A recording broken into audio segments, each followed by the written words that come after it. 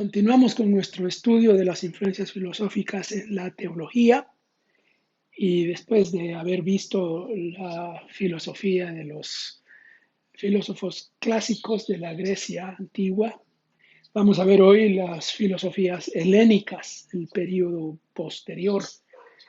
Las conquistas de Alejandro Magno, el famoso conquistador griego, produjeron la expansión de la cultura griega por todos los lugares a donde llegó el imperio. El mundo se vuelve helénico y la expresión helénica viene de la palabra Helenia, que era la palabra griega con que se identificaba Grecia también. Eh, la cultura se expande y se establece en todos los lugares que Alejandro Magno conquistó, y eso incluía, por supuesto, la filosofía. Pero una característica de esta época es que la filosofía se diversifica. Las escuelas tradicionales que venían de Sócrates, Platón y Aristóteles se diversifican y producen otras escuelas, y veremos brevemente varias de ellas. Algunas de ellas son mencionadas en las escrituras y luego más tarde estaremos viendo un poco de eso. Pero uno de ellos son los epicúreos. Los epicúreos es una escuela filosófica helénica que son como seculares, digámoslo así, digamos en nuestro contexto serían como los seculares de la época. La religión es irrelevante, la fe, o sea, la religión y la razón, la ciencia o la filosofía, son dos mundos separados. De ahí viene lo que más tarde sería un problema en el mundo moderno. El azar y la casualidad son los que dominan la naturaleza. No hay nada que esté dirigiendo realmente. El libre albedrío del ser humano, todo está en manos del ser humano. El ser humano es el que decide. Y la búsqueda del placer es la meta. El placer en un sentido más amplio, no en el sentido en que hoy se entiende el placer simplemente como una cuestión hasta pecaminosa. No, el placer en un sentido estético más amplio. Hay una escuela más que se llama el platonismo medio, es una evolución de las ideas platónicas que agrega elementos que no estaban presentes antes. Por ejemplo, hay una como categorías de dioses que este platonismo hace y aparece el demiurgo como un dios intermedio entre el creador, que sería una trascendencia, y el mundo natural. Hay un intermedio que sería demiurgo. Más tarde los gnósticos van a usar esto también. La dicotomía entre lo espiritual y lo material que venía desde Platón se hace extrema aquí, en el caso del platonismo medio. Es bien radical. No, uno es malo totalmente, lo material, y el otro es bueno totalmente.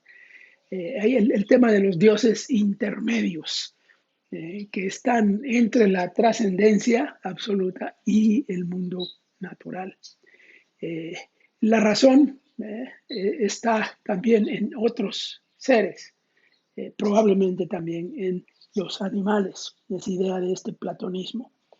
Luego hay otra escuela muy famosa que también es conocida en el Nuevo Testamento, los estoicos, el estoicismo. Es una especie de materialismo religioso panteísta de aquella época. Todo se une, la naturaleza y Dios, todo es una sola cosa. Todo lo real debe ser material, son materialistas en muchos sentidos.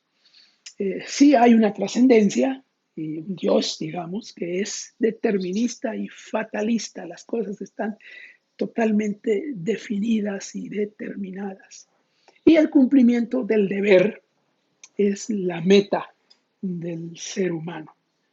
Eh, a veces los cristianos tienen ideas que parecieran venir de la Biblia, pero en realidad vienen del estoicismo. El hecho de estar siempre ecuánime, siempre bien, siempre firme, de no dar la impresión de debilidad, no dar la impresión de fragilidad, sino de fortaleza y de firmeza.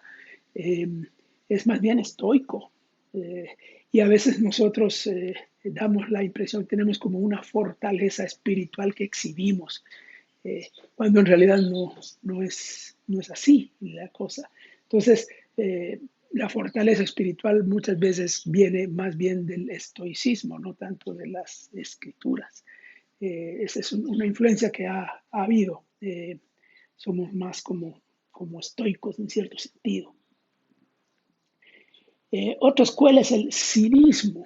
Hemos oído hablar del cinismo como algo malo, y tiene sus razones.